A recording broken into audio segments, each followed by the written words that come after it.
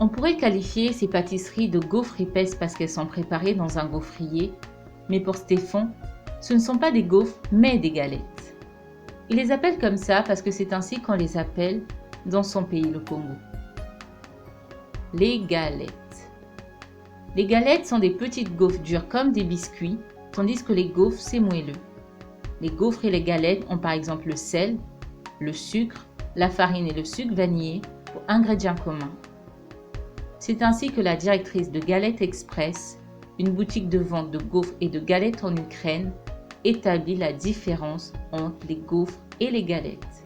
Il connaissait sa recette, mais... Stéphane a fait des galettes le week-end dernier. La recette de ces galettes, il l'a apprise sur YouTube. Avant cette recette, il en connaissait une autre, celle de son frère, qui en faisait quand il était plus jeune. Il connaissait sa recette, mais ce n'est pas pour autant qu'il a cherché à en faire, ne fût-ce qu'une fois, lorsqu'il était au Congo. La première fois qu'il a fait des galettes, c'était à l'étranger, en décembre 2019. Il a préparé ces galettes parce qu'il avait une forte envie d'en manger et qu'il ne pouvait pas s'en procurer facilement comme au Congo.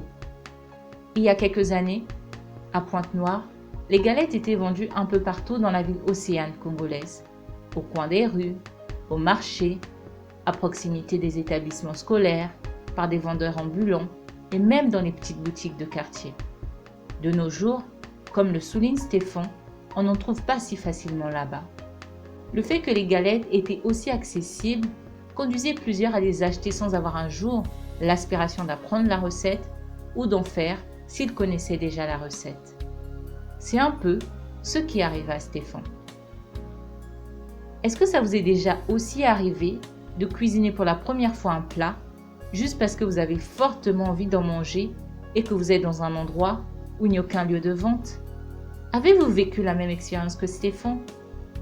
Si oui, merci de la partager.